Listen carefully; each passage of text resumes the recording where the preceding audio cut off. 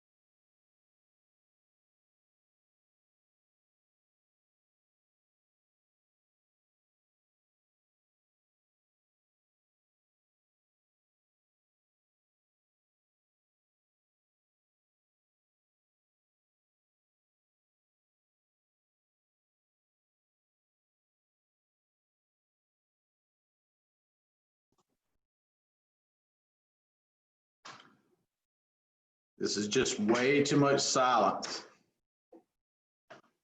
There we go. We're all smiling again. That's great. Y'all are doing great.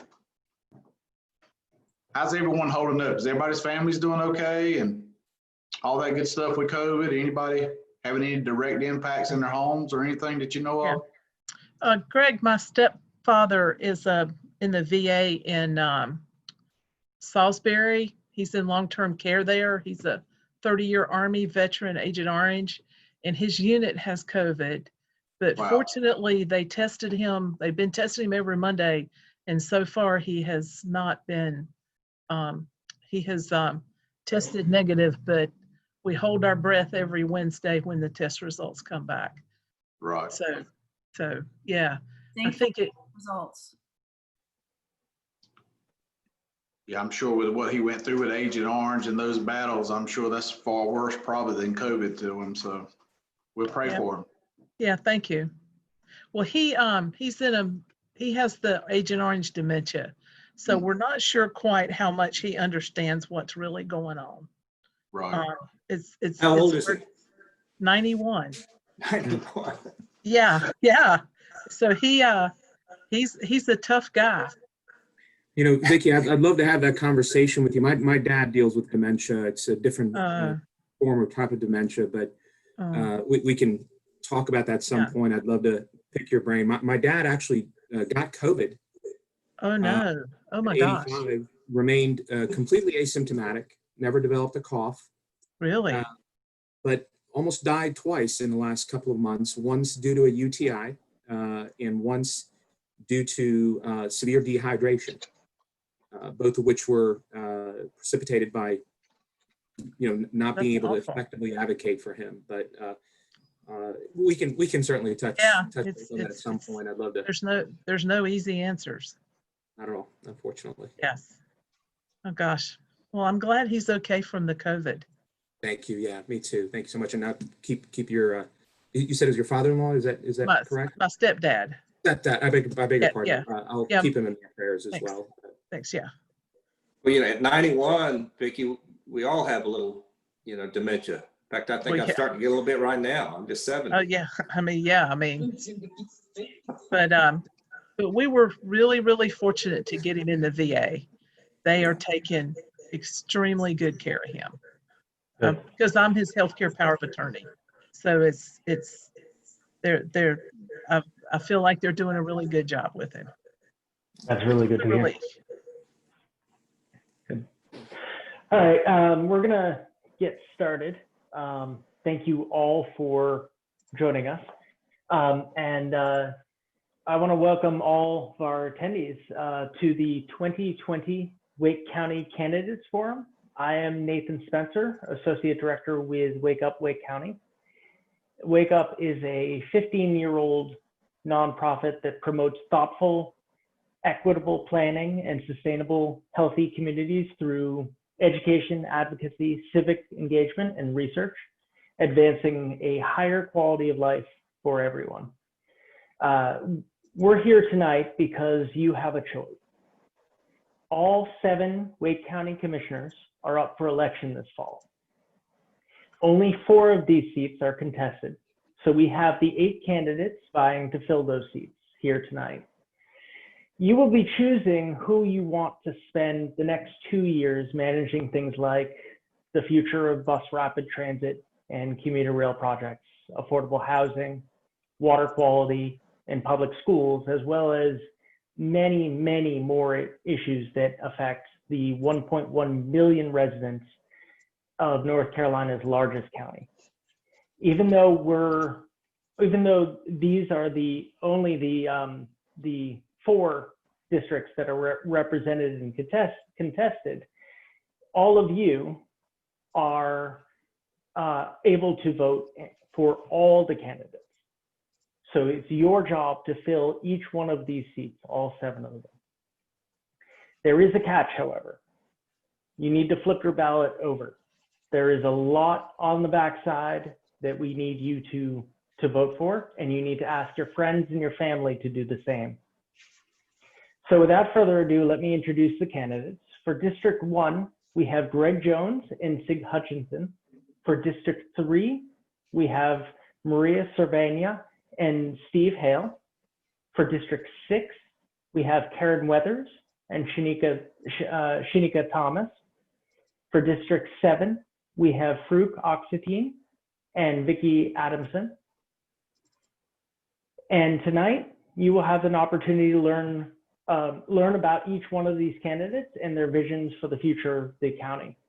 Our hope is that after this event, you'll walk away with a better understanding of what your county commissioner does and who best fits your concerns.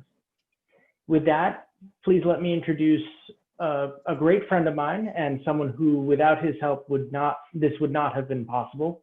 Charles Faneth, the president of United Arts Council. Thanks so much, Nathan, and good evening, everybody, and welcome. You might be asking yourself, why is United Arts co-hosting a candidate forum with WakeUP Wake County? Have they ever done this before? What do the arts have to do with public policy? Well, we haven't hosted a forum before, but this is actually becoming a tradition across the state. And this year, local arts agencies either have or will host forums and meet and greets in Charlotte, Fayetteville, and Wilmington. But the bigger question is why? Well, United Arts, our mission is to build a better Raleigh and Wake County through support of and advocacy for the arts, and we believe the arts are essential. In 2015, we ran our last economic impact study, and nonprofit arts and culture in Wake County accounted for $557 million in direct revenue, nearly 20,000 jobs and $27 million in local government revenue. Much of that came from visitors, which saves you money on your taxes. United Arts is the designated local arts agency for Wake County, so we work closely with the commission and staff on everything from grants to artists and individuals to policy and programs for municipalities, and we run one of the largest artists in the schools programs in the county, primarily for Wake County Public Schools. These programs are essential to ensuring that arts and culture are available, accessible, and equitable for everyone in our county, also in the country. I also want to thank the county for recently making an allocation to United Arts from CARES Act funding to run a nonprofit arts relief fund. At United Arts, we're beginning our private fundraising challenge to match that figure. As you may imagine, this is a very difficult time for arts in the community, as it is for many people in many industries. So we need to make some investments at this time. And the last thing I'll say is this. Besides direct funding for the arts, many policies are important to the arts community. Housing policy impacts whether artists can afford to live in a community. Transportation policy affects creative economy workers getting to and from their jobs and patrons being able to visit venues. And supporting our school systems matter because arts programming makes a huge difference in social and emotional learning, and there's a number of other positive education outcomes related to arts in the schools. But now it's my pleasure to introduce our moderator for tonight, and we're really grateful that he's agreed to take this important role. Michael S. Williams is a consultant and founder of the Black on Black Project, an organization that works with artists on exhibitions and events that unpack issues affecting North Carolina communities. Williams spent 15 years in news media and has hosted community events across the state, including in Raleigh, Durham, Charlotte, Fayetteville, and Wilmington. Michael Williams. All right. Thank you, Charles. And thank you to everybody that's out there watching. I'm getting a bunch of text messages, and so we're ready to roll. We're excited for this forum tonight, and we have a lot to get to. So let's get started. Remember, as Nathan said, only 4 of the districts are contested, and you have those folks here who are vying for those spots. He's already told you who's running, so I want to say thank you to all of you who are here and are participating tonight. Each candidate will have up to 90 seconds to answer the questions that are asked of them. Not everyone will get asked the same question. At the end of this portion, however, each candidate will have up to 2 minutes to tell us why they deserve our vote. We can't get started without taking time to think about Mental Health Awareness Week, Mental Illness Awareness Week. And so thank you to NAMI of Wake County for all the work that they're doing. And we hope that we continue to support their efforts. First question, we got to talk about COVID-19 and the social unrest. And we're going to start with the folks coming out of District 1. Communities that tend to be underserved are more likely to experience the systemic issues that have been highlighted in 2020, in part due to COVID-19 and the social unrest. Things like over-policing and inequities in jobs, healthcare, and education. If elected, how will you work to change how those communities are affected by county policies? Commissioner Hutchinson, you get to go first. Well, thank you, Michael and Charles and Nathan, for the opportunity to speak with you all tonight. And I think this is a very relevant point that we're talking about in terms of the systemic racism that we're currently facing. And more than anything, it's just the awareness that we have, you know, as a Caucasian male. I think one of the things that I've learned through the Black Lives Matter movement is the significance of the racism that we're experiencing today. And so I think that there's a very important point that we have to play in just listening and awareness and sensitivity. You know, we have done a lot in Wake County to address these types of discrepancies, you know, from economic development and working with the chamber, from my work with Live Well Wake around the social determinants of health, through transit and providing more transportation options, through affordable housing, both in terms of what we're doing to put affordable housing on the ground, but also with the COVID situation to provide relief to homeowners for rental assistance, utilities, keeping them in their houses. And I'm very happy to talk about our Healthy Hotel situation, where we're housing over 160 homeless citizens and giving them some safe respite and hopefully giving them a house to live into. This is a very serious problem. And if elected, I look forward to taking it serious, to doing all I can to address the racism that we're experiencing in our country. Thank you. Mr. Jones, we saw, you know, around the country right after Memorial Day, things just sort of exploded. So if elected, how will you work to change how these communities are affected by county policies? Well, I would like to also give my gratitude and thanks for you guys hosting this event tonight, Michael, and my thoughts go out to Nathan and Charles. I'm gonna have to be perfectly honestly here. I do not have all the stats and the facts that some of the existing commissioners have to really dive deep into all the statistical information that they have presented to them, because they're already serving. What I do know is I would like to make sure I can pledge to the citizens of Wake County that we will be safe. And when I say safe, I would like to make sure that we don't stand back. I'm all for peaceful protest, but things got out of hand. And it's not so much race as it is other issues. I believe in all lives matter. Every single life matters to me. And if I was elected as commissioner, that would be one of my primary focuses, is just to simply look after each and every citizen. You know, I was raised in a pretty tough neighborhood, and some of my best friends to today were Black, and they still are my best friends. And so, you know, I haven't experienced the direct issues that some of the media and different things going across the country has presented itself to. So I'm more of a balanced person, and I try not to see color. I try to see people for who they are, what they do, and what they stand for. And that's what I believe in supporting. It's a delicate issue, and I know things exist. I don't know to exact what degree they exist. I know some things have been overrated, and maybe some things are still underrated. But at the end of the day, I would want your voters to know that I'm here for all people. No one particular race, no one particular group of people. Rich man, poor man, I come from the bottom and work my way up, and that's who I would look after, is all people. Thank you. Ms. Servina, you look at the combination of the two things, COVID-19 and sort of some of the systemic issues, and we see sort of what happened. You've had a relationship with the Cary Police Department Citizens Assisting Police Program. So if elected, talk about what you would do to address these things. So thank you again for inviting us here this evening. And I'm glad you bring up that point, right? So I'm so happy that actually the Wake County Board of Commissioners had identified and made a commitment to seeing that systemic racism is a public health problem. And me being a public health professional, and as you have stated, I am a community advocate. And during the times of Ferguson, times were really sensitive in the conversations with the African-American community and our police department. And we made a commitment, us on the Citizens Assisting Police team, and most especially Tony Godwin, our police chief at the time, to go to the African-American communities and listen. And it was real talk. Many gentlemen who brought their sons had said, we don't trust the police. We have fear. Every day we go outside of our homes. And that was 5-6 years ago. And those were very, very tough conversations.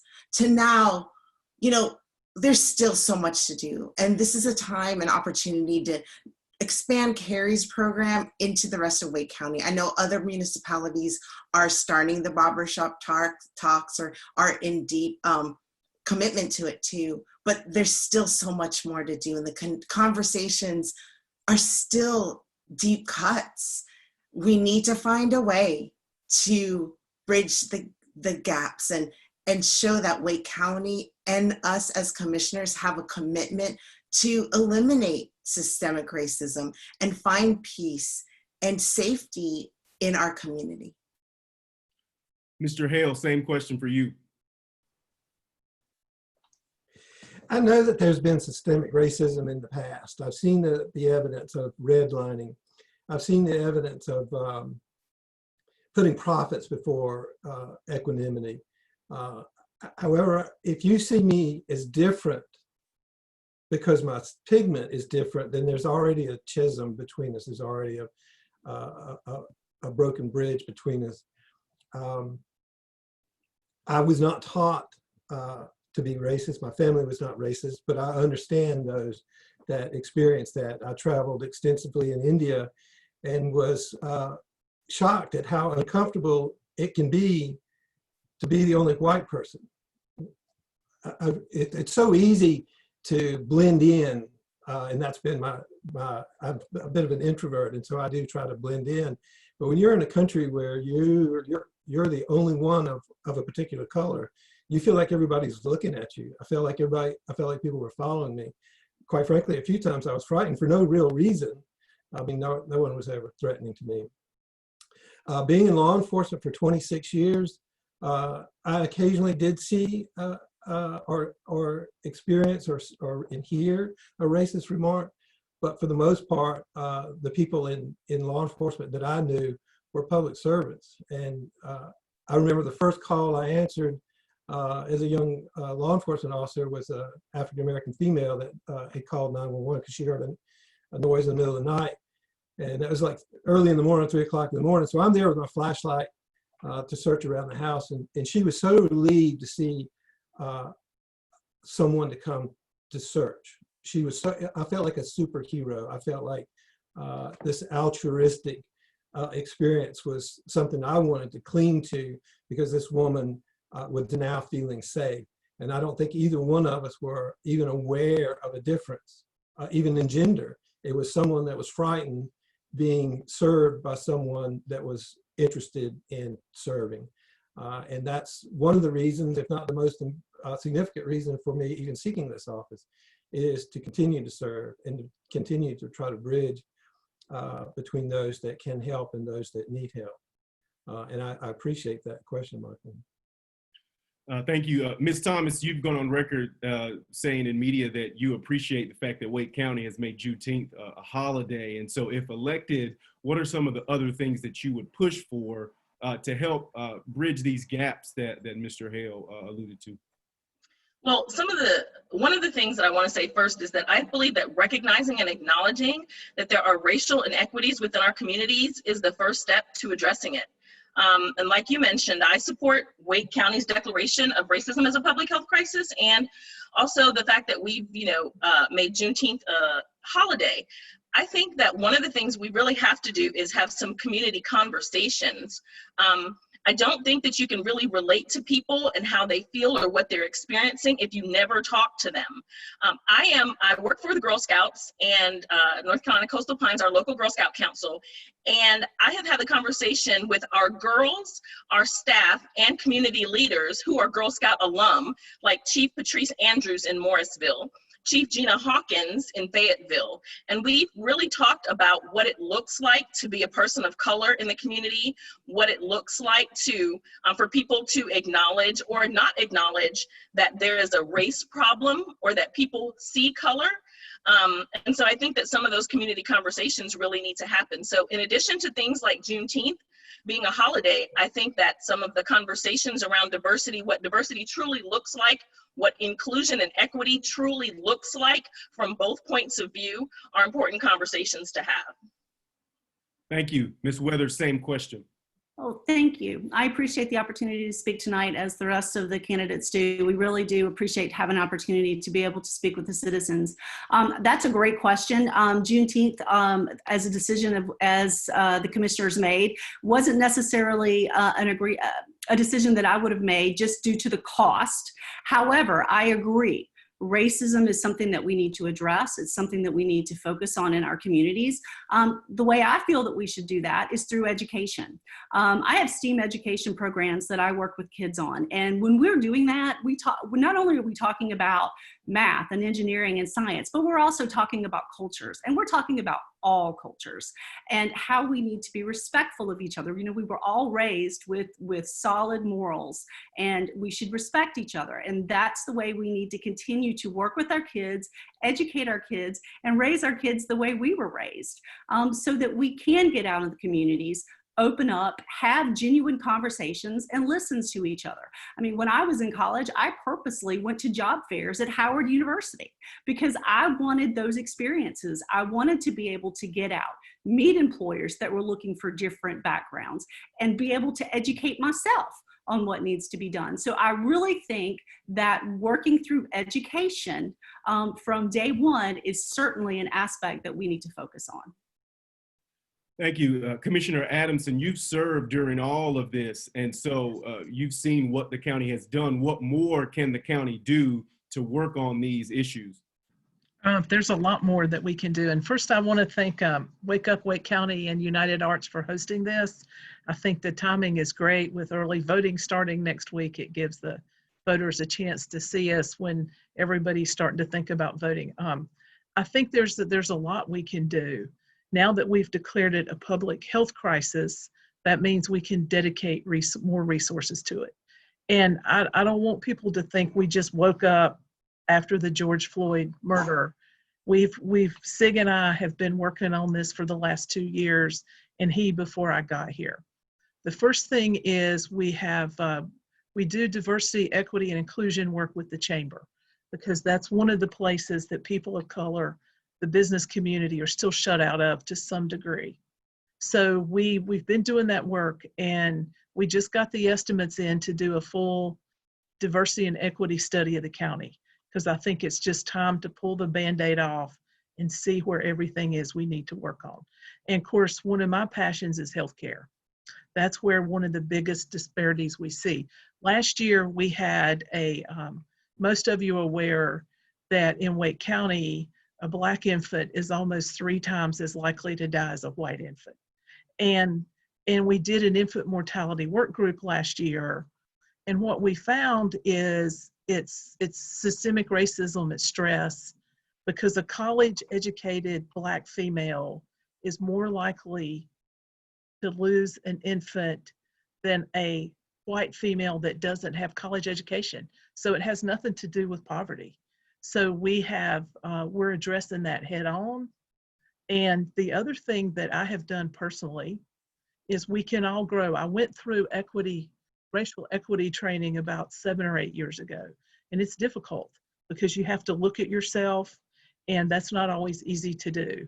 So I felt like I kind of needed a refresher course. So I have joined an African Truth Circle with a group of Black women, and we meet every other week, and I just listen to them and what they experience that I don't.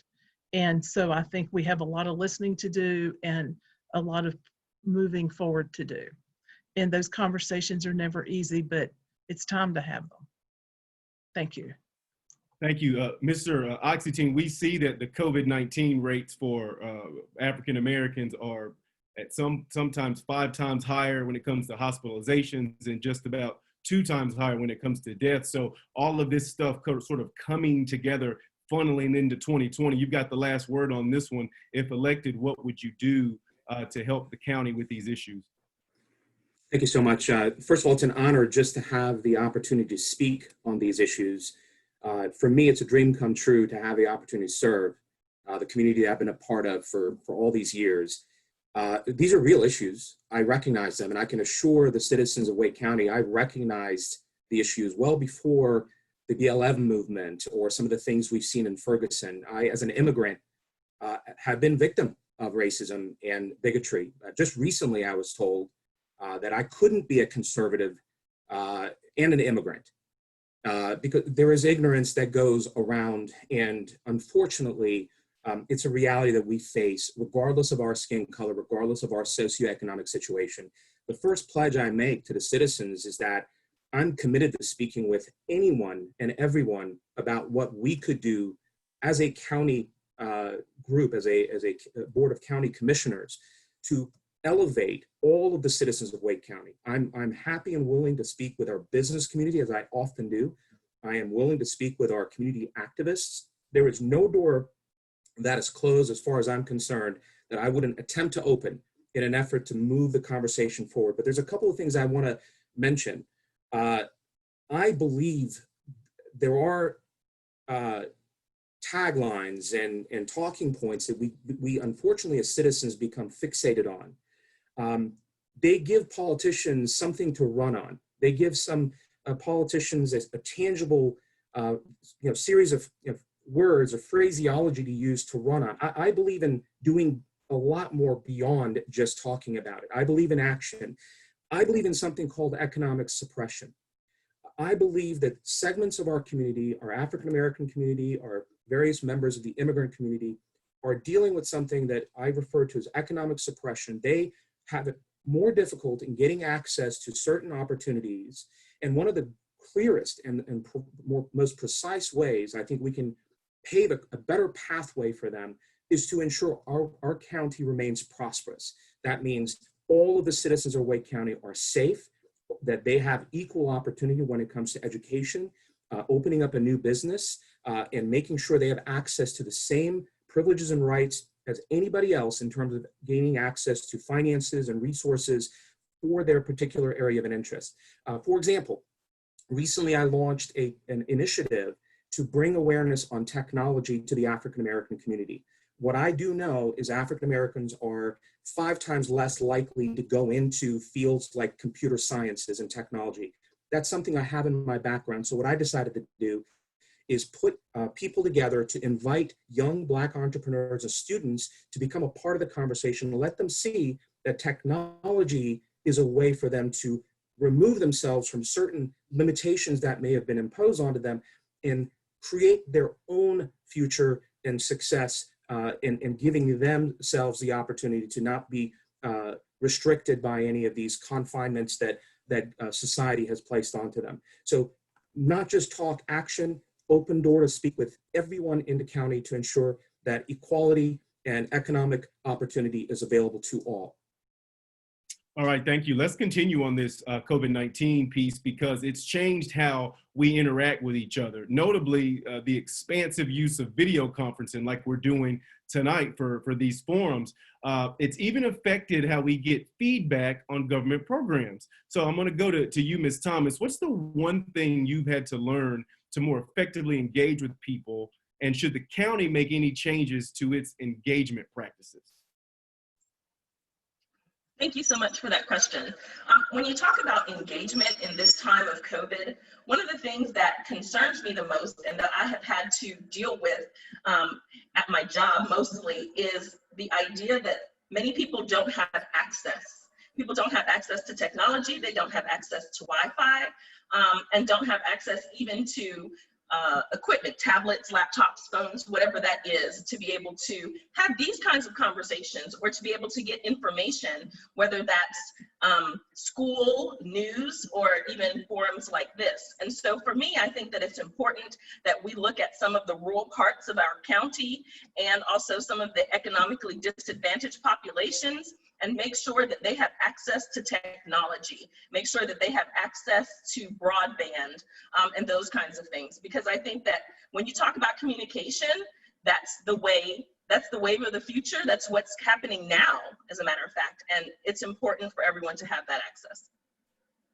Thank you. Ms. Weathers, same question, if elected, what would you do during this pandemic time to help people more effectively engage with one another in the government? Absolutely. Thank you for this. A wonderful question. And I have to agree with Shanika that people do need access. And Wake County Schools has done an excellent job of getting tablets and technology out to the kids. And I'm hoping that obviously the adults and even the older adults in the homes will take use of that technology because yes, socialization, regardless of age, is extremely important. And we may need to provide some classes, some training. Now, obviously, I don't know about you, but when I'm in home, I have 2 young daughters and they'll come in and say, Mom, this is how you do this. Let me show you how to do it faster. Obviously, those are the type of conversations and things that are happening in the homes. And that's partly because of the technology that we were able to provide. But I will go one step further.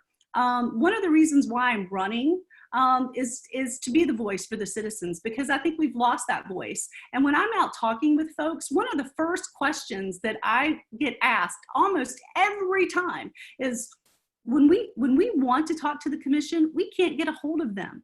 Would you just pick up the phone? And I know that's old technology today, but picking up the phone and talking with commissioners and being able as a citizen to talk with them and share their concerns is extremely important. And those are the things that I'm hearing out there. So obviously all avenues of communication need to be open at all times. Mr. Hale, you take a stab at that one. It's shocking the difference between my community that has Google cable, and then you drive 20 miles down number 1 into some place like New Hill or the outskirts of Fuquay, and they have spotty internet. You cannot exist in this world today without a very good internet connection. I could not do my job without the internet. I could not campaign without the internet. I can't imagine what it was like to campaign in a county this large before the technology that we're all using every day. The phone in my pocket, this computer, my laptop, my iPad. I don't think anything of it. To pick one of them up, I'm immediately online. When I see these stories where a mother is putting her children in a car and driving to a hotspot someplace so they can do their homework is just baffling to me. I was not aware of that. This is not acceptable. And I think it's one of the things that has been a benefit to COVID is we all now are very much aware of how fragile our ability to communicate with one another is. We cannot meet together. We're all fearful of going to meetings, and I've done it in spite of COVID and done the social distancing and wearing the mask, and everyone is so paranoid that I don't think meeting in person is as effective as what we're doing now. And to think that there's a large percentage of our population that is struggling to be connected, and then when they have children that are falling behind in school because it's remote and they don't have the technology to connect. Clearly, we're going to have to work on this technology. Clearly, we're going to have to make some decisions about and recognize that connectivity is critical, just like having water, just like having electricity. This is the new, I don't know we are not going to be a civilized community without connectivity for everyone. You are not going to be able to prosper in your business. You're not going to be able to prosper in your school. And we're not going to be able to solve problems together unless we are all able to communicate. And I'm not sure what the solution is, Mike, but it clearly is needs to be on the top of our priority list as commissioners and as citizens of this county. Great, thank you. We're going to move on to some more general questions now. And remember, for all the candidates, please keep your comments to 90 seconds if you can. Next question for District 1. The Neuse River runs on the border of District 1. So with elevated storm activity and significant weather events increasing, what will you do to improve the issues of flooding and water quality for the county? Let's go to Commissioner Hutchinson.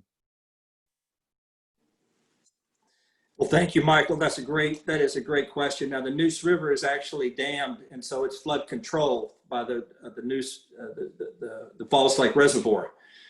So that's not so much of an issue there, but we all know that flooding is a huge problem for our citizens in Wake County. Let me just address this at a broader scale. You know, as a 30-year environmentalist, clean water has been something that's very important to me, and through my leadership, I'm now chair of what's known as the Upper Neuse River Basin Association, which is the stakeholder group of 12 various municipalities and counties that are working around the Falls Lake watershed to keep the Falls Lake Reservoir clean. And I'm quite proud of that. I've also been a champion of the water partnership that Heather Kiefer, the executive director of WakeUP Wake County, is the chair of. And through that effort, one of the committee specifically is dealing with green infrastructure, or how do you use natural infrastructure to reduce that type of flooding. As we know, with more impervious surface and development, that runoff continues to get worse and worse. So that runoff not only needs to be controlled from a water quality perspective, but just in terms of the volume to stop that downstream flooding. So this actually is an area I could talk a lot more about, but just for the citizens to know, I'm doing a whole lot around the area of water quality and quantity, and want to do even more if elected as a Wake County Commissioner. Thank you. All right, Mr. Jones.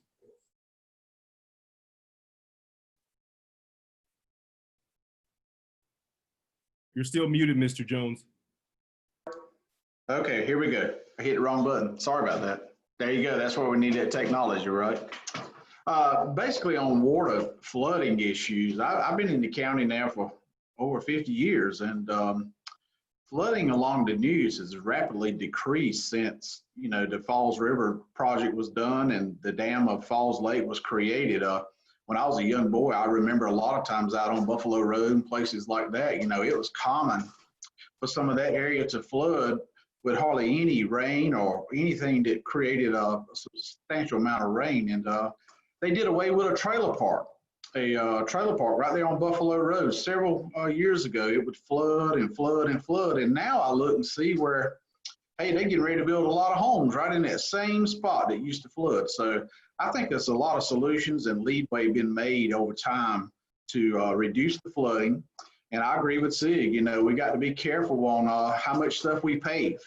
You know, if it can't soak into the ground, it will wind up in our streams and rivers and deter our water quality. You know, it's one of those things that we just got to keep a constant eye on and make sure that nothing gets out of hand, and make sure we got some good buffers so that, you know, everything have a natural filtration that gets into our water, because it is a necessity for all of us to live. So, but as far as this flooding, I know Crabtree Creek still has a lot of issues. I think that would need to be dealt with, and that's probably a city of Raleigh municipal come under their authority at this time. But in regards to the Neuse River, flooding's not a huge issue at this time, in my opinion. All right, Plan Wake is a citizen input process to define the county's growth priorities, renew the community's vision and goals on a range of issues, and outline a plan for how to grow over the coming decade. We're going to go to Commissioner Adamson for this one. What do you think the county's role in land use planning should be? That's a good question. I think we currently have a prominent role in land use as outside the municipalities, and I think we need to continue that. And one of our biggest roles is we control how fast municipalities expand their ETJs. And that's a lot of power within how the land use expands. And the other thing we do with land use in unincorporated Wake County is we recently changed our regulations on how the stormwater plans are done for housing developments, businesses that are built in unincorporated Wake County, because we are really concerned about runoff and water quality. And I did want to quickly add that if anybody leaves me, we have public numbers, which is on the website, our county website. If anybody leaves me a voicemail or emails me and wants to talk with me personally, as long as it's not a threat or profanity laced, I try to call them back within 24 hours. Thank you. All right, thank you. We're going to stick to answering the questions. Mr. Oxytine, same question. What do you think the county's role in land use planning should be? Well, I apologize. A significant portion of the previous question got cut off for me, so I'll do my best to take a stab at it. I'm aware of the Plan Wake initiative. The problem that I've come across in speaking with constituents and people that are concerned about growth in general is that there doesn't seem to be, at least in their perception, and I as a Wake County citizen somewhat agree with that, there doesn't seem to be an effective strategy on how growth will impact things that ultimately will lead to potential pollution, traffic issues, and other problems that make Wake County less desirous in terms of a home. One of the things that we have to do as we grow is we cannot forget the citizens that live here now, who've moved here, who've owned homes here. We want to make sure that they, the properties they have purchased and the homes that they have built for themselves, that the value that they have invested into the community is going to be protected for generations to come. I have an 8-year-old child. I want her to raise her family here when she gets older. So I also, and again, I'm jumping around a little bit, but I also consider myself an environmentalist. I'm very concerned about water pollution, especially as growth happens. I know we touched on flooding earlier, but one of the things I think we have to do in using technology is we have to look for clusters. I think we have to look for areas where there are clusters, where homes, particularly homes that use wells for their water, are indicating that there's contaminants in it. We have to identify those, and the clusters usually lead us to other environmental issues such as dumping, illegal dumping particularly, and I aim to make sure we study and bring to justice any private or public entity that is dumping illegally and ensure that the water quality remains a top-notch concern. Some of the other things I have to continue investigating as I hopefully am given the chance to be a county commissioner as to what the people's priorities are into the future, but safety and protection of property rights and protection of property values and water quality all are on my list of most important things to watch out for. All right, thank you. We've got to talk about the arts. Public funding is essential to ensure that everyone in Wake County has access to the arts. Now, outside of the COVID-19 funding earlier this year, Charles referenced that in the opening, Wake County is behind in public funding for the arts. Last year's budget was roughly 1/4 of what Mecklenburg County provided, similar sizes there. And this year, it's less than that. So I want to go to the District 6 candidates. Ms. Thomas, would you support at least a 10% increase in the coming year?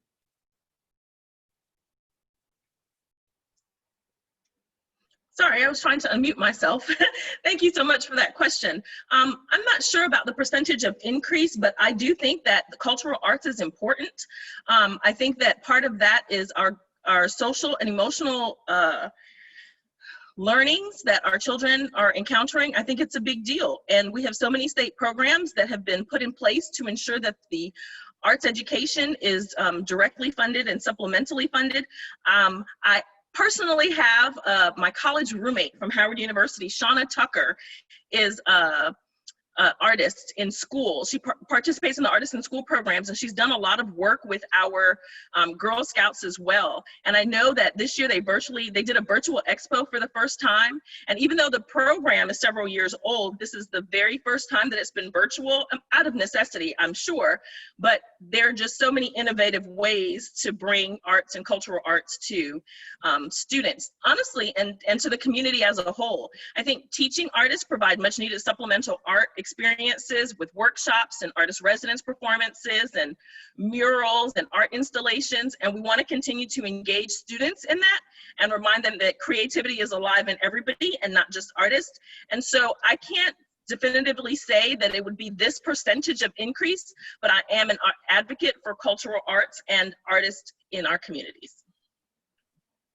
Ms. Weathers, same question. Would you support at least a 10% increase in arts funding in the coming year? Michael, I would definitely support an increase, but not the way you would think. I think we should do that through the private sector. The private sector is there to help us grow as a community and a culture. And I'm going to give a prime example of how we would do that.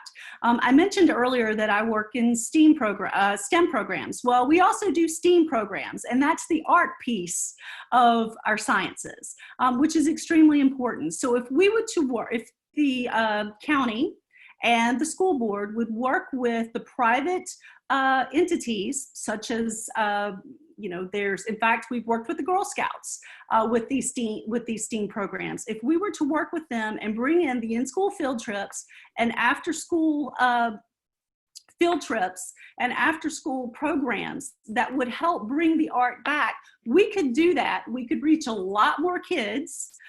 We would certainly provide for the small businesses in our area because we would get them back to work. Of course, when we get back to school safely, this is when we would want to do these things.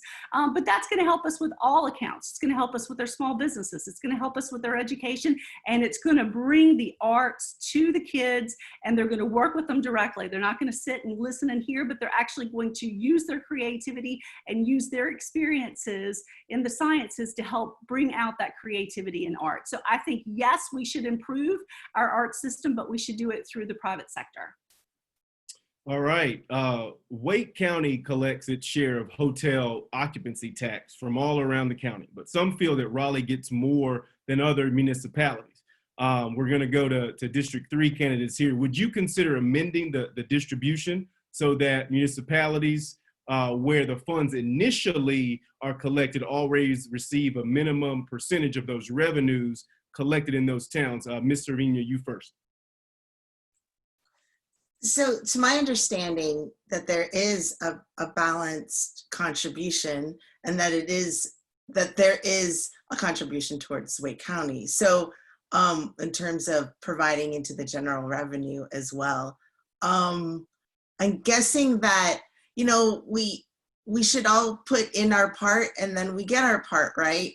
There's a real commitment in Raleigh to expand their tourism and through their museums and potential sporting complexes and things of that sort. And so, Cary's putting in their commitment, and Morrisville actually is putting their commitment towards that too, with a multi entertainment complex here in Cary, and then the new ice skating training facility in Morrisville. So I think that, each municipality should explore their ways to increase their contribution towards the tourism and entertainment tax. And I think that we should all get our part when we contribute. So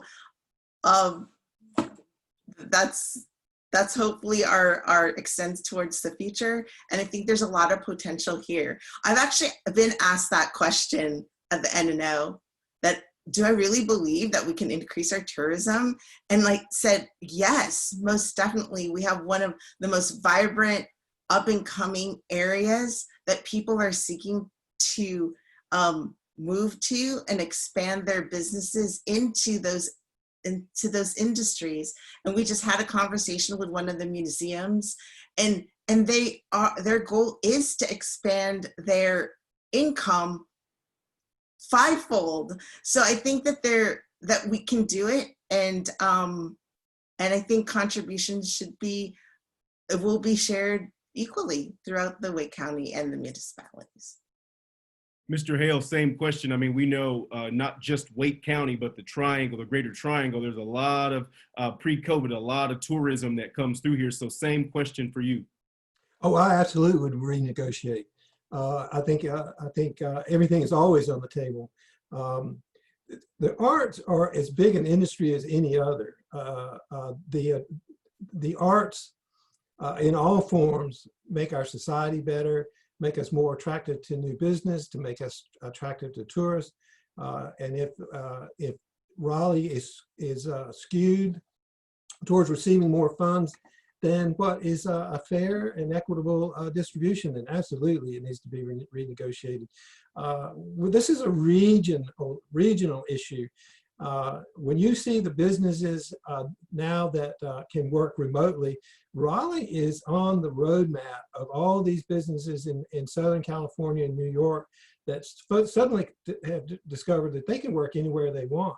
And Raleigh and the Triangle is a target for that. So we need to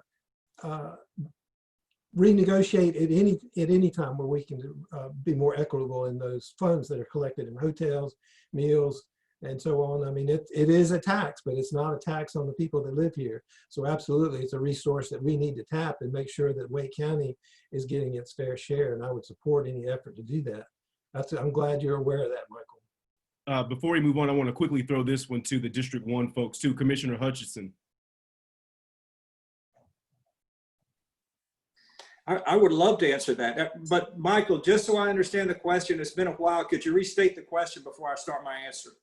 So Wake County collects its share of the hotel occupancy tax from all around the county. Some feel that Raleigh gets more than others. And so would you consider amending the distribution so that the municipalities where the funds are initially collected always receive a minimum percentage of those revenues? Okay. Thank you, Michael. This is a bit of a technical question, so I will answer it without trying to get too much in the weeds. So what you're actually talking about is the hotel motel prepared food tax that the citizens pay if you stay in a hotel or if you eat out. That money is collected and then that is spent on projects that then bring tourists to heads and beds is what we typically refer to it. Some of the municipalities that you have identified with this question are not happy because it's pooled and sent towards specific projects as opposed to being allocated out to a specific municipality.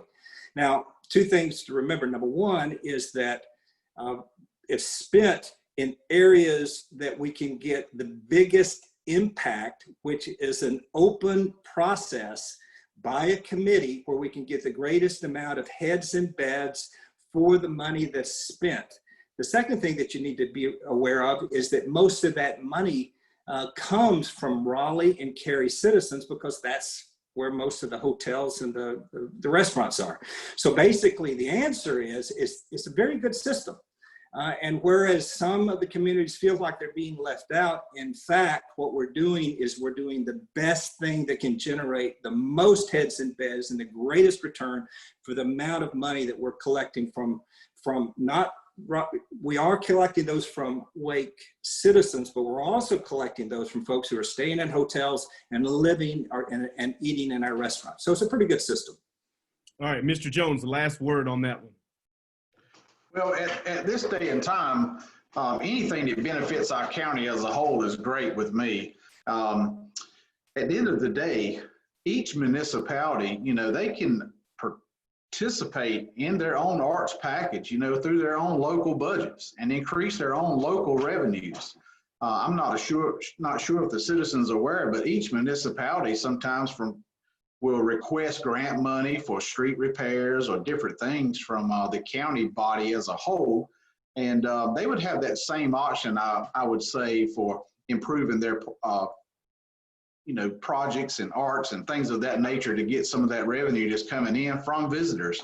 And Mr. Hutchinson is correct. The money's coming in to the big entities like Raleigh and Cary and it's going to be hard to divert from that because, you know, if you go to some of the rural municipalities, they cannot accommodate overnight events and things such as that. So you're competing with hotels and the bigger venues. It's hard to delegate.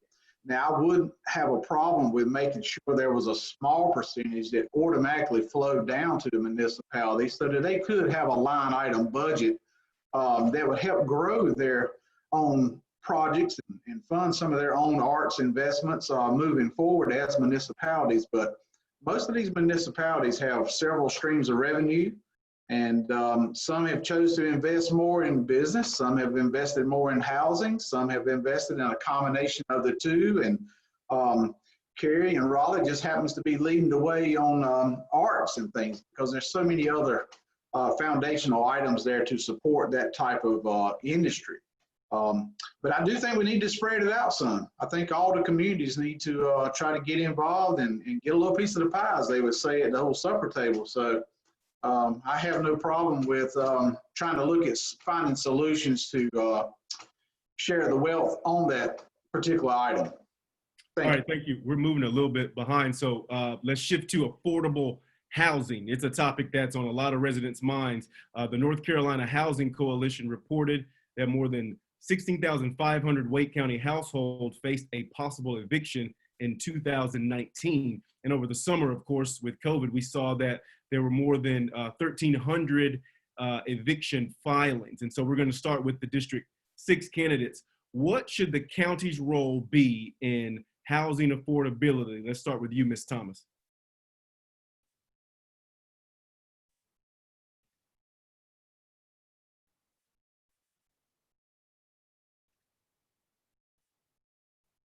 Ms. Thomas is having trouble unmuting, so we'll get back to her. Ms. Weathers, what should the county's role be in housing affordability? Yes, thank you. That's an excellent question, Michael. I think there's a lot of things that the county can do to help in this area. And one of those things I've mentioned earlier, I am a big fan of working with the private sector. And especially now with COVID, we're in a situation where we need to get small businesses up and running again. And if we can help them do that and work with one of our nemesis, which is public housing, then let's do it. Let's do it. Let's put our minds, our heads together and do that. And one of the things, I was listening to Ben Carson the other day, you know, our federal government, HUD, is looking at ways that they can refurbish buildings because obviously with COVID, our lives have changed. We've all agreed to that with the technology. Everybody's doing Zoom, video calls such as this. They're working from home. A lot of folks aren't going to go back to the traditional offices, which is going to leave a lot of buildings that are open. What do we do with those buildings? Let's look at that. Let's refurbish them. Let's look at new ideas and new ways. Let's take this terrible COVID situation and turn it into a positive. And maybe we can use that. And maybe housing is one of those positives. So we as a people need to grow and look at new ideas. And I think that's one of the things we can do. All right, Ms. Thomas. Thank you. I'm so sorry about that situation. I agree with you that Wake County is experiencing an affordable housing crisis, as is our state and the rest of our nation. And I think that we need more homes across all affordability ranges to address the supply and demand of that. I see home ownership as a means of facilitating generational wealth. And I really want to work for creating opportunities for those who would like to be part of the American dream to own their own home. I think that it's not just a city of Raleigh issue, but it's for all the municipalities to consider. I live in Wake Forest, and we have been talking with our commissioners locally about growth and about housing and about how people want to live in areas where they have access to good schools, to recreational activities, and that's all across the county. And people should be able to live anywhere in the county that they'd like and have access to those things. And so I think that it's a conversation that doesn't just happen within the city of Raleigh and the downtown corridor, but all around the county with the municipalities and with our state legislators as well. Thank you. Commissioner Adamson, what immediate solutions do those facing evictions have, and what can be done to keep a moratorium on evictions? Well, thank you for that question. That's one of the things I'm really passionate about is housing. Well, the first thing we've done is we've put $17 million of our CARES Act money into a fund that will help people pay their rent who are facing evictions. And it's basically a three-pronged approach. There's just helping them pay their rent when the moratorium comes off the end of December. And we as a county commission do not have the power to put a moratorium on evictions. That has to come from the state legislator or the national government. We do not have that authority, which is unfortunate. I wish we did. But we're just going to help people pay their rent. We are working with legal aid to help people with the legal aspects of it, because we have looked at other programs in other counties, and what we have found, if an individual who's facing eviction is provided with legal services, they're 50% less likely to be evicted. They can work something out with their landlord. And the third approach is making sure everybody gets the housing voucher program that deserves it. And we're working with landlords who traditionally have not accepted those vouchers to start accepting them now. And prior to COVID, we got a lot of resistance from landlords who did not want to accept the federal vouchers. But now we have apartment complexes in Wake County where 50% of their residents are delinquent on their rent, which is a huge crisis. And they are now more willing to work with the voucher. So we will pay, with the CARES Act money, we will pay out 3 months of your rent, which gives you time to get your federal voucher, get your landlord accepted into the program, and transition over. And this is a huge undertaking that we're not just doing by ourselves. We have a lot of private partners working with us on that. But unfortunately, we cannot build our way out of affordable housing. And there's very difference between public housing and affordable housing. We talk about AMI and the percentage of average median income that you make, and that's everybody from teachers to police officers to EMS drivers to elderly folks. And we actually, this year, with the 1% of the property tax that we've dedicated to affordable housing, are building more affordable units in the middle of a pandemic than any other time in the history of the county. And they're across the board. They're everything from elder to family. It's there. So that's what we're doing. We're as Commissioner Hutchins talked about, we now have hotels in our inventory that we can use to help people. And thank you. Sorry. I could talk about that all night. Mr. Oxentine, same question. I mean, what, if elected, what immediate solutions would you try to implement to help people facing this? There's a lot I agree with Vice Chair Adamson on. There are some things I think I would definitely attempt to do differently. Naturally, we have to get certain funds in from the federal government to help with this unprecedented issue that we're dealing with COVID. But there's a problem in dealing with one aspect of an issue which creates other issues. For example, when we put a moratorium on evictions, I certainly appreciate and empathize with the people in the situation that need it, but what are we doing to help those landlords? Those landlords might be in a situation where their mortgages aren't getting paid, and therefore we might see an increase in foreclosures. All I'm saying here is it's a complicated issue with multiple details and attributes that need to be considered, and a one-size-fits-all solution isn't going to work. Now, a number of things we have to consider with affordable housing overall. The chicken and egg issue is that we have to get the Wake County economy open, the businesses open so people can get back to work, so that the issues associated with not being able to afford rent gradually go away. I mean, that to me is the most obvious thing. So supporting our business community, to making sure the businesses that are still holding on, that we do what we can as a county to support them, to keep them open and keep them from closing. The businesses that have closed, I spoke with a number of developers and real estate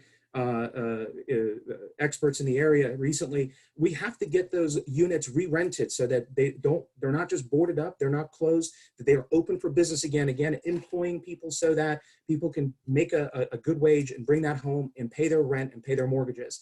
I think we have to consider zoning and reconsider how we've zoned certain areas so that property and land use is the most efficient we can make. To make sure that we are putting up more apartments for the people who are looking at renting. Now, I can tell you Wake County's rent rates are higher than just about anywhere else in the country. The average rents are higher here over the last 10 years. They've gone up 52%. That's a problem for people who are looking at renting and not interested in buying a home. What we also want is people to buy a home in Wake County. So after renting, we want to make sure that they're able to buy a starter home. What we're seeing with the economy that has rebounded, has been strong, the builders are coming in building $500,000 plus homes. I've spoken to a number of builders who support the idea of us working with them to ensure that they are also building homes in $120,000, $150,000 range, because I completely agree with I believe Ms. Thomas said, home ownership is a pathway towards economic prosperity and part of the American way of life. So I would absolutely support that, and private partnerships and private-public partnerships as a way to cover any or bridge any gaps that may exist in the short run. Got it. Thank you. Briefly, for the District 3 folks, seen a lot of growth in that district the last few years. Starting with you, Ms. Cervinia, what role does the county play in preventing displacement for all low-income residents, whether you are a renter or whether you are a homeowner, specifically along the transit lines, getting improvements like the bus rapid transit corridors? What role should the county play? So this is actually an extension of the affordable housing question. And I believe that Wake County has actually built a solid foundation in terms of how we can address this by creating the Division of Housing Affordability and Homelessness, led by Director Lorena McDowell, and putting forth an affordable housing comprehensive plan. It will go back to working with our municipalities.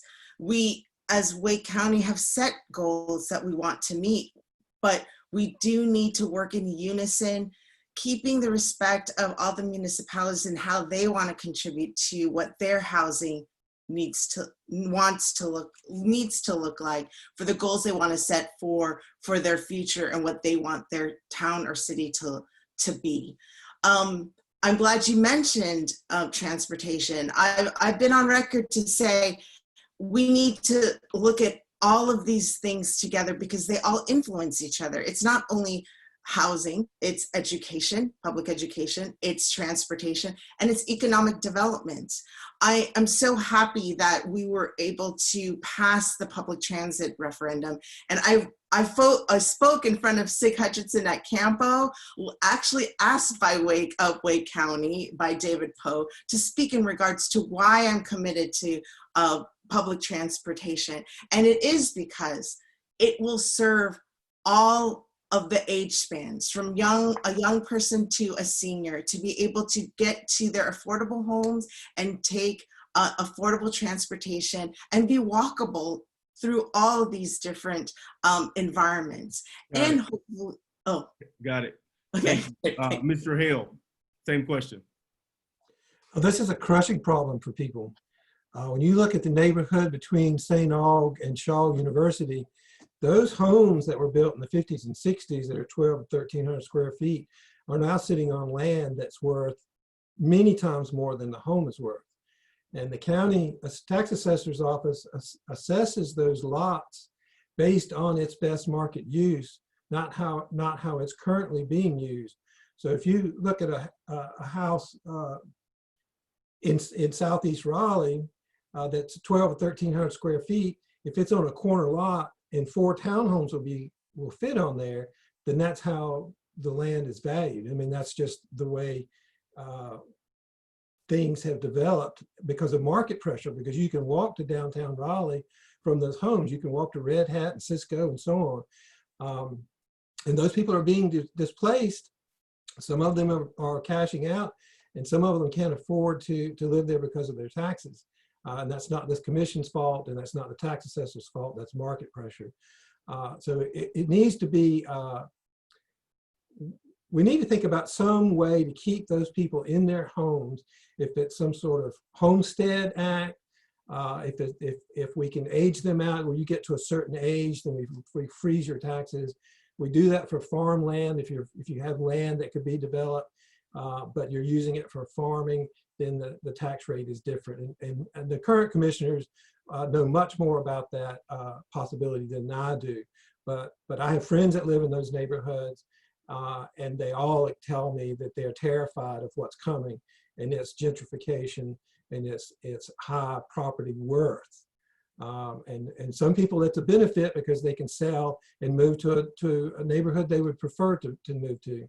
But many of those people are retired. It's generational. And just like I think it was Shanika that was talking about building wealth through home ownership, that's absolutely the key to helping people that are underprivileged develop generational wealth, is by owning a home.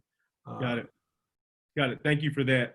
We have to move quickly. Apologize for being abrupt. Let's talk about school funding for a second. The county helps fund the public schools, as we know, and a lot has changed this year because of the pandemic. And so, starting with the District 6 candidates, what priorities would you want the Wake County school system to focus on over the next couple of years, Ms. Thomas?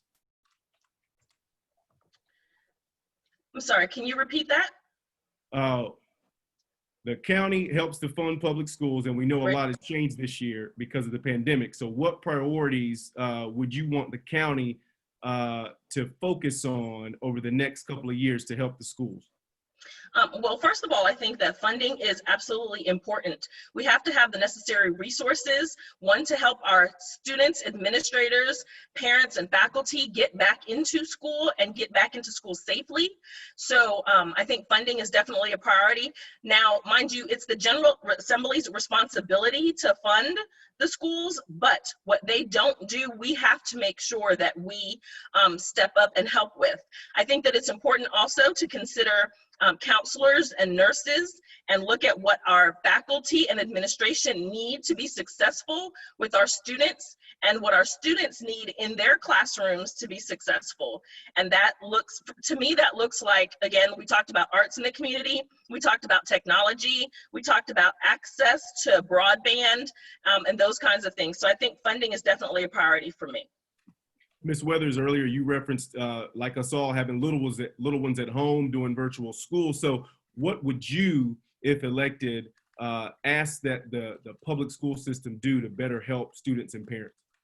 Yes, I think communication and decisive decision making. It's very difficult when you're working at home and you need to, even if you're no longer going to your office and you're working from your home, it is very difficult to do homeschool as well as doing your own job. And if you take that a step further and you're actually going out in the community to work, what do you do with your children? You know, how do you make that work? So I think setting a plan and educating them as far as what's going to happen so that they can pre-plan would be good, and to set a specific pattern, because when you're coming in 2 days a week and then you're going out 2 or 3 days a week, again, it's that upheaval with the private sector that makes it more difficult. So if we have a set plan and we know that this is the structure, this is the communication, then we can plan. Now, obviously, providing funding is extremely important as well.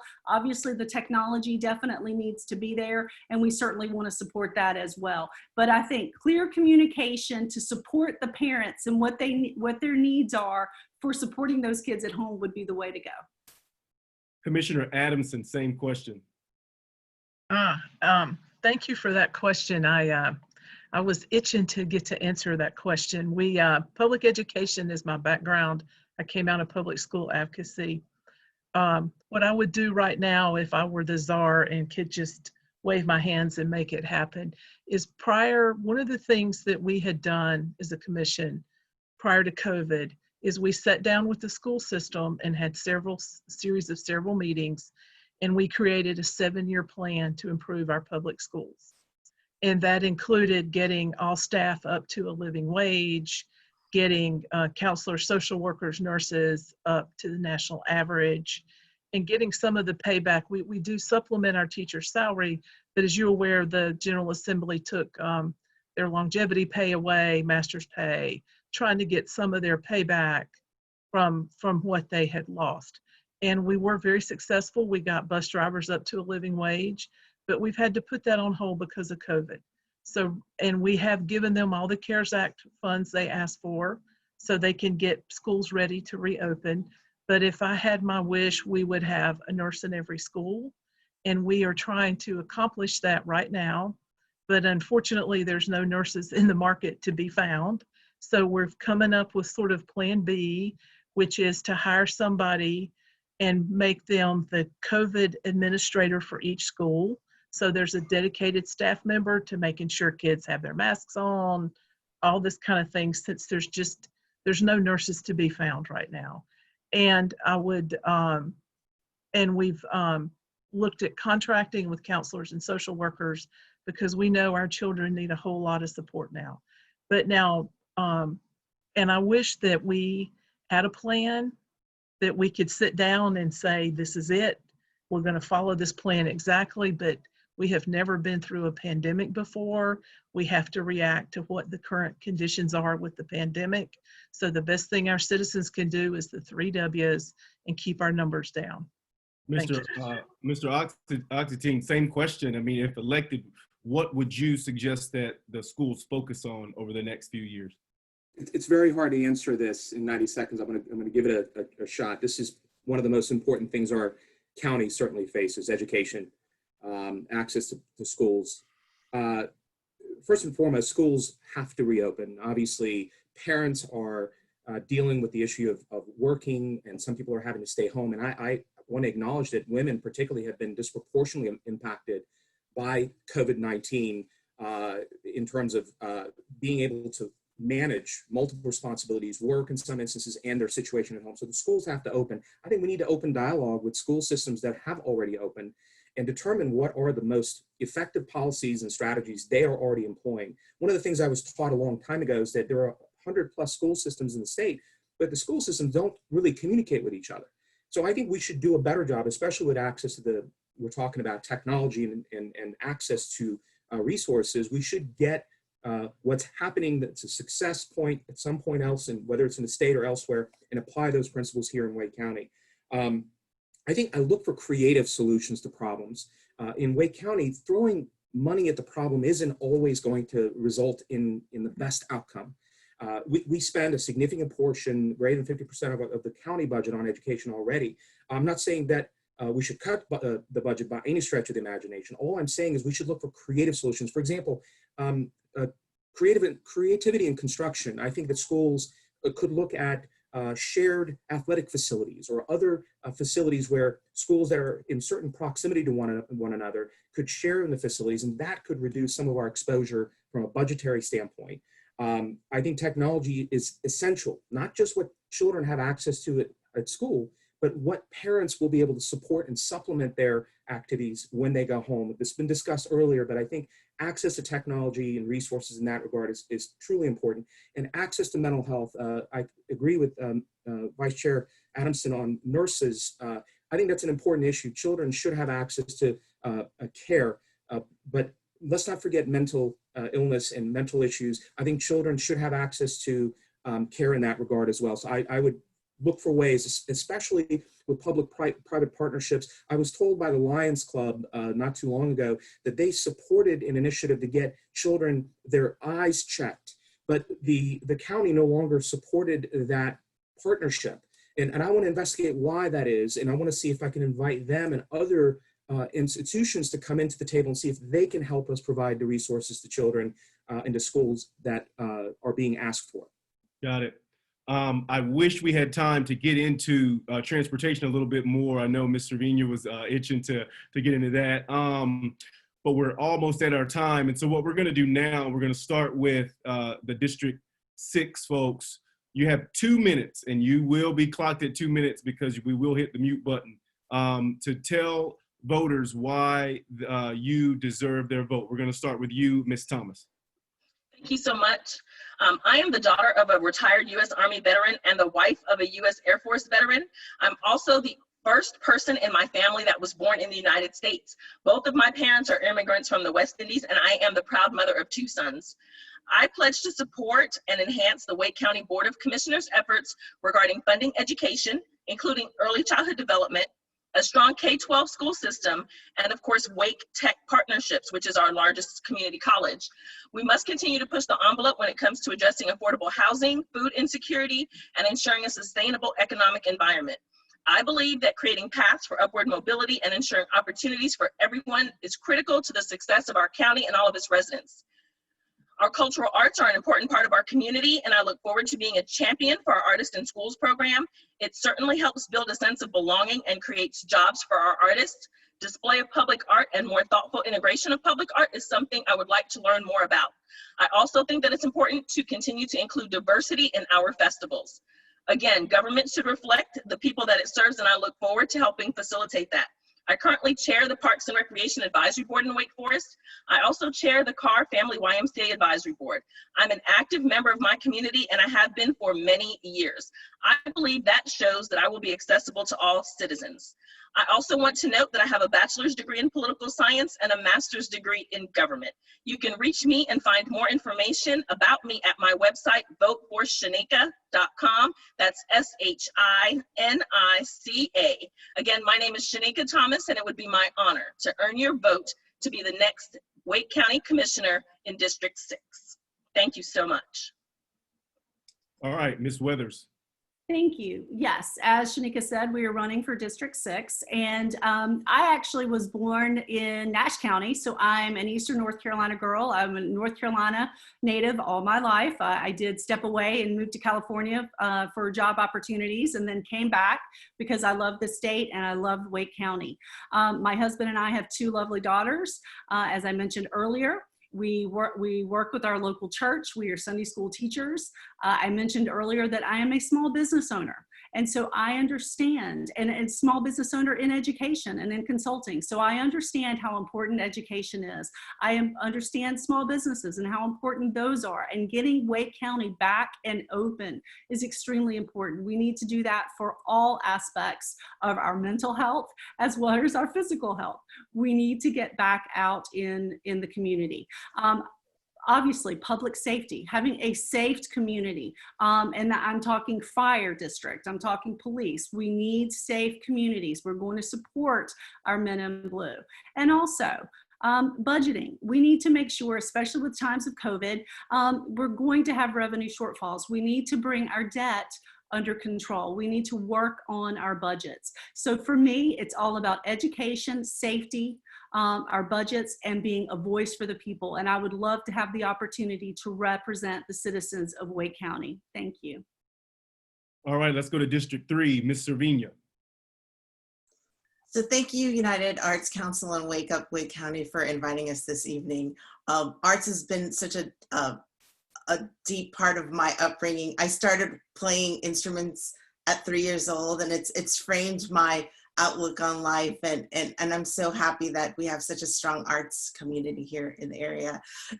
Many people are mentioning I'm a military brat as well. My dad was Korean Navy and worked for the Veterans Administration for 20 years, and I'm also a daughter of immigrants. I want to just go back to all of you, and I'm hoping that you all have been safe and well during this time of the pandemic. It's been a hard 7 months, and I don't know if many of you know that I'm actually a trained epidemiologist and biostatistician, and I've had a career in public health and government for over 20 years. And pertinent to these times, I have worked in planning and crisis management during the early AIDS, HIV pandemic, and the H1N1 avian flu pandemic. So also as a balance, I was a technical consultant to state, county, and local governments during the economic crisis. So these downturns during the early 2001s and the Great Recession. So I led government projects looking and identifying operational inefficiencies and creating efficiencies, and saved millions of taxpayer dollars and saved tons of jobs and increased the quality service of our government entities. So Mr. Hill. Thank you. Thanks, Mike. I think I was already unmuted. So I lived in Wake County 65 years. I've gone to all Wake County public schools, including Wake Tech and NC State. U.S. Army veteran, 26 years with the Wake County Sheriff's Office, retired as a detective lieutenant in the homicide unit. Since I retired, I've worked as a criminal defense investigator in court-appointed cases, capital cases, those cases where the state is seeking the death penalty. So I've worked for indigents to save indigents' lives in our criminal justice system for the last 17 years. So I've been in public service for 40 years. the success I've had in business since I left the sheriff's office, I owe all to Wake County taxpayers. Wake County taxpayers have paid for my education, paid for my training, and paid a salary for me to develop the skills I've developed. And so my campaign, my interest in running is to serve the citizens of Wake County in gratitude for all the benefits that I've received from the Wake County taxpayers. I'm interested in so many aspects of the county's government, particularly public safety. And so I offer those skills and experience and training to the citizens of Wake County. And I ask you for your vote.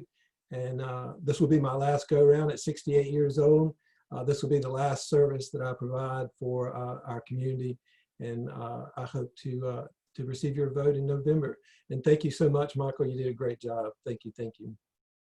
All right, District 7, let's start with Mr. Oxetine.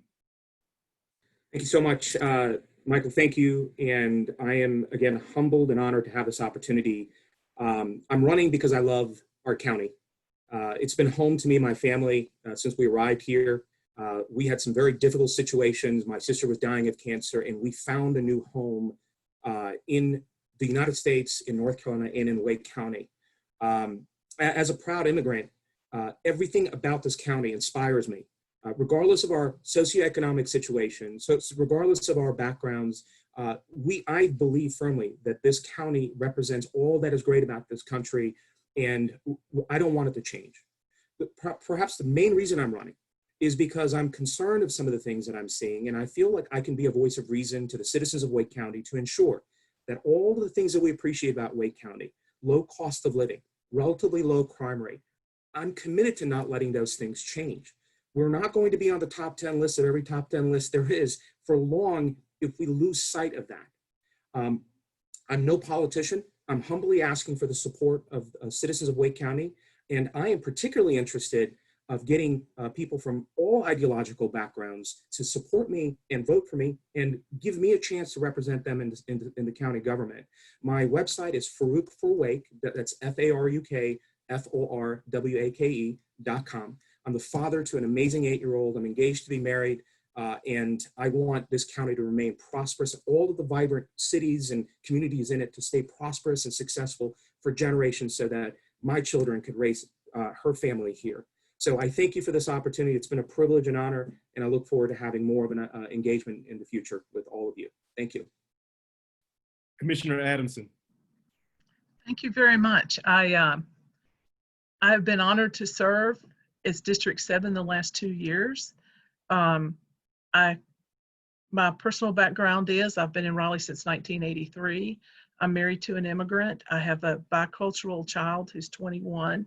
He went through all Wake County public schools, including he attended Southeast Raleigh Magnet High School.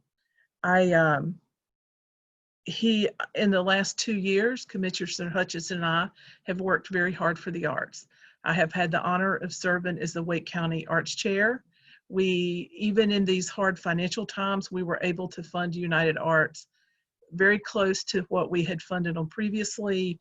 We worked with our colleagues to get the $1 Million Grant Program through the CARES Act money for the arts community, which was, it took a little longer than we had hoped, but you know, sometimes you have those legal loopholes to jump through, and we jumped through them. And I look forward to deploying that money. In the last 2 years, Mr. Hutchinson and I, we've worked on more funding for public education. We've worked on a really strong COVID response. We've worked on more affordable housing. We've actually built the most affordable housing in the history of the county. And we've expanded human services, looking at the most vulnerable children and adults. And I currently am endorsed by the Wake County Association of Educators, the Home Builders, the Realtors, the Apartment Association, and the Raleigh Wake Citizens Association, which is the largest civil rights group in Wake County, and the Voters Coalition, which is another civil rights organization. So I'm asking for your vote, your support, so we can get another term and we can continue the progress that we have in this county. Thank you very much. If you have any questions, like I said, leave a message, I'll call you back. Thank you. All right, District 1, Mr. Jones. Well, thank you, Michael, for hosting this again tonight. And one thing I learned as a young man, and I was taught, especially and reminded in my Sunday school classes, that we have one mouth and two ears. And I try to utilize that tonight. I like to listen. I like to engage with people. And my experience as a county resident started over 50 years ago at birth, 53 years ago to be exact, and had a pretty tough childhood. Come up hard. Lived in a single wide trailer east of Zebulon, of which some of that neighborhood has not changed in over 50 years. It's still the same old, same old. You go down Barbie Street now in Zebulon, it looks no different than it did in 1967, from what I've been told, and as I drive through it occasionally. A lot of places in our county are like that. The issues that's been addressed tonight have been going on my entire life. They keep resurfacing every time at elections. I'm a supporter of the arts. I believe in it. I work with my hands daily as a metalsmith and as a welder and a hard worker. Being raised on a farm, I understand the environment.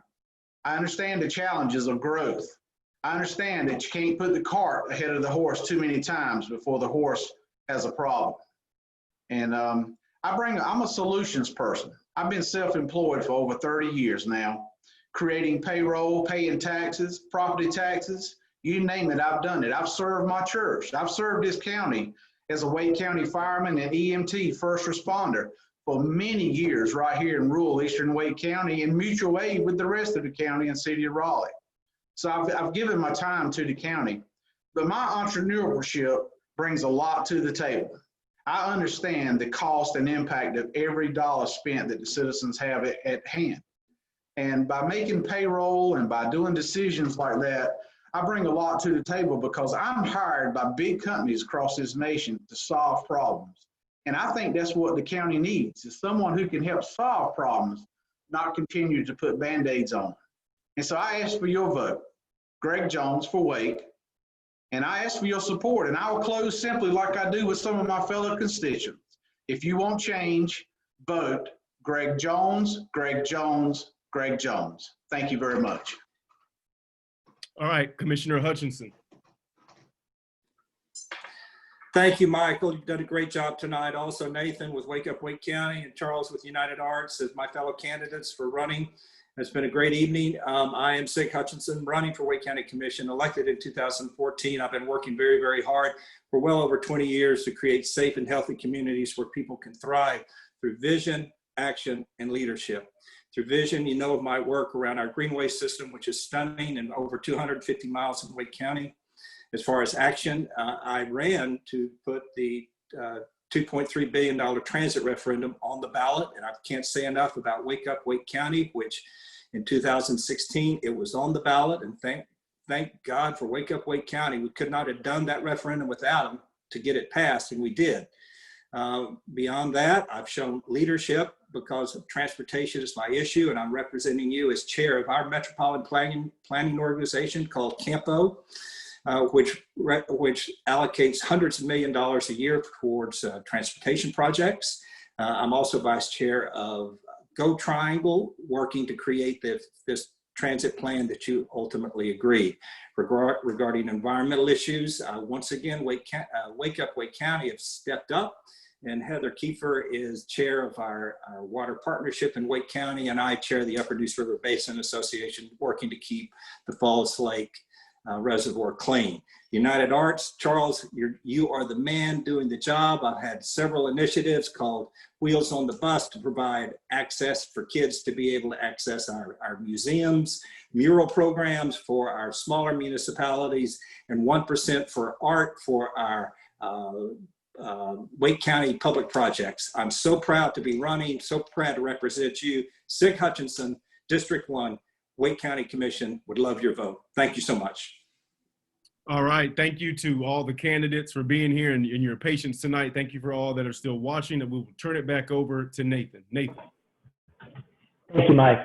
I want to thank Michael Williams for the amazing work tonight in moderating the candidates. And I'd also like to thank the candidates for caring enough for Wake County to put the work and the time running for these seats. Tonight has been brought to you by the United Arts Council. To learn more about the organization, please go to unitedarts.org. It's also been brought to you by WakeUP Wake County. You can learn more about us at wakeupwakecounty.org. And please remember to flip your ballot, whether it's by mail or early or on election day. You need to finish the entire ballot. Lastly, I want to thank everyone and let them know that with United Arts and Wake Up, we are both nonprofits. We are supported by you, and if you enjoyed this program, please consider donating to our organizations. Thank you so much and have a great night.